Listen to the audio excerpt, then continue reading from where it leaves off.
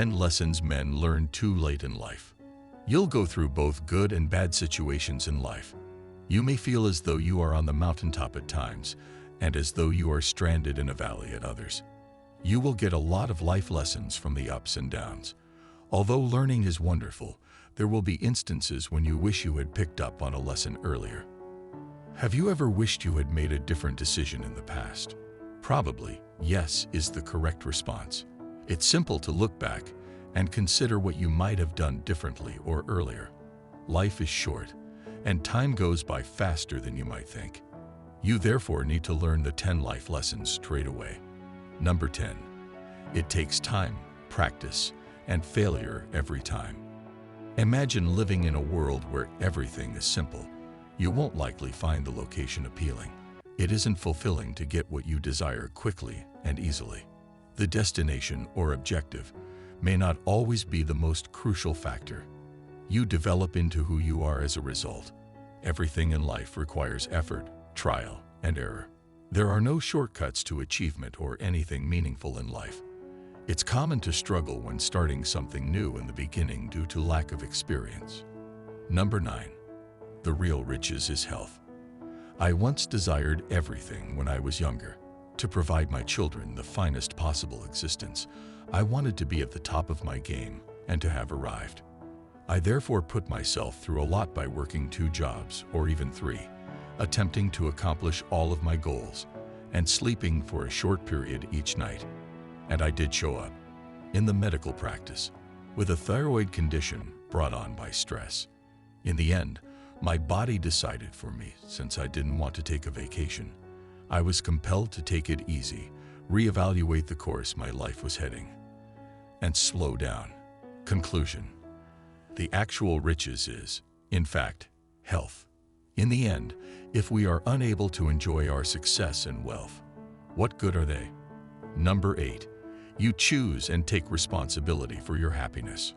Another widespread myth is that happiness depends on outside circumstances, on standards like a successful career, a partner who meets all the criteria, and well-behaved children.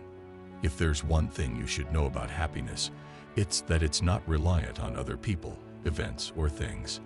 Instead, it's a mental state and decision you make every day. You could possess the ideal children, spouse, and wealth in the world. I hate to tell it, but if you don't have the appropriate mindset, you'll keep looking for happiness elsewhere. The uncomfortable truth is that we are solely accountable for our pleasure. It belongs to us and us alone. This is why I constantly state that I will choose to be joyful when I'm feeling down. Of course, that doesn't mean it always succeeds. Some days are simply more difficult than others. But I feel in charge of my life as long as I decide to be happy. How do we get there exactly? Here are a few small steps we can take to choose happiness. Exert thankfulness. Remember that nothing ever goes to waste, so be grateful for both the good and the terrible. Both good and bad experiences teach us valuable lessons. Find happiness in the routine, in everyday occurrences like the scent of freshly laundered clothes, the crinkles in your partner's eyes when they laugh, and a beautiful hair day. Always a win. Laugh a lot. And booming. Long too. Number 7. Your self-talk has the power to make or ruin you. That's accurate. These things you say to yourself, even though you may think they are just words, they have more uses than simply taking up mental space. Your thoughts can change the way your brain is wired, which will change how you act.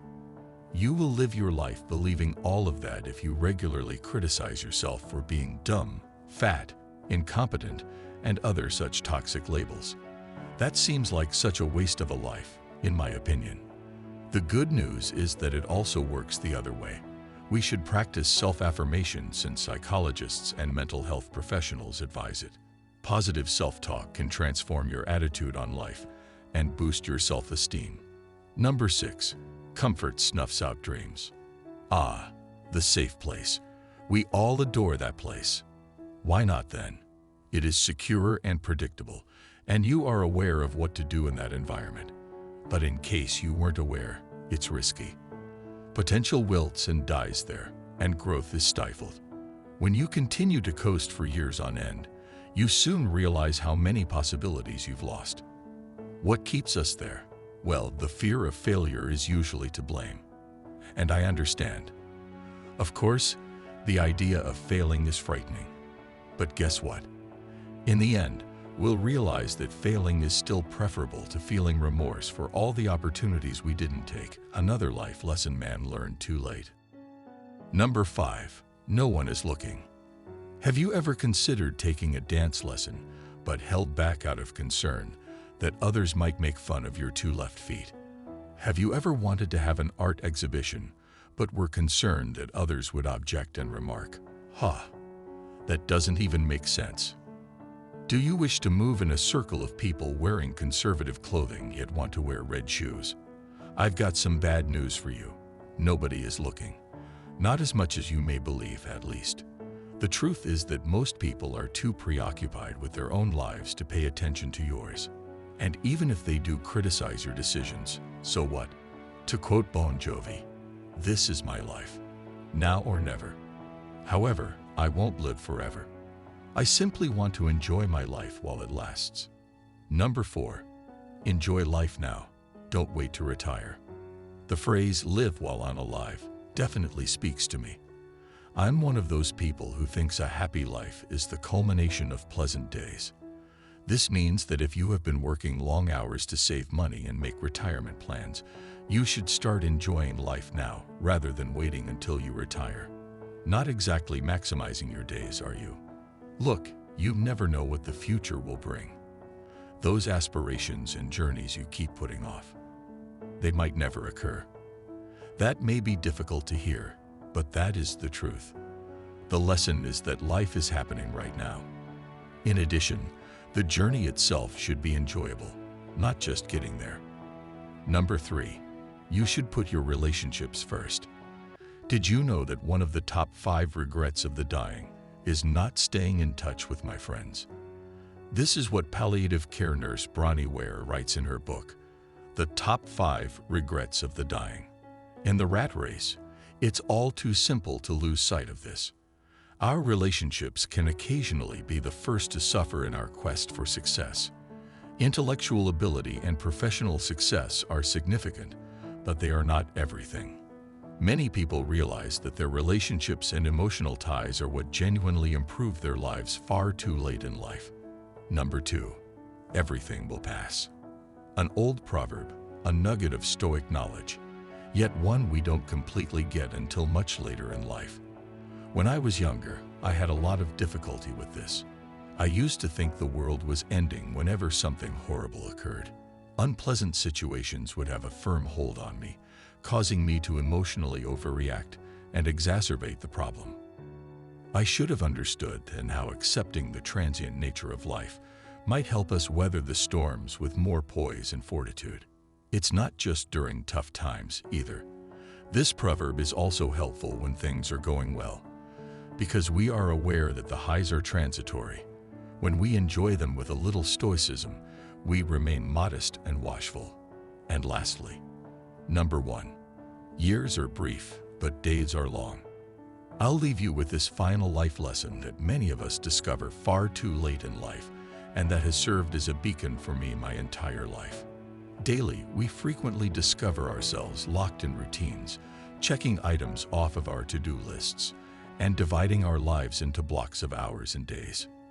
The outcome, due to the business of work, commitments, and tedious life admin activities, those days can seem exceedingly long. Sometimes it just seems to go on forever. But when we step back and consider the bigger picture, it's startling to realize how quickly those years passed. Each stage of life, infancy, adolescence, and adulthood, seems to have flown by while we were engrossed in the long days. When I became a father, I exactly realized this. What did it teach me then? Should treasure all of life's moments, not just the significant ones. Do you like it? Kindly give your valuable response in our comment section below, and don't forget to subscribe to our YouTube channel for more interesting and informative videos.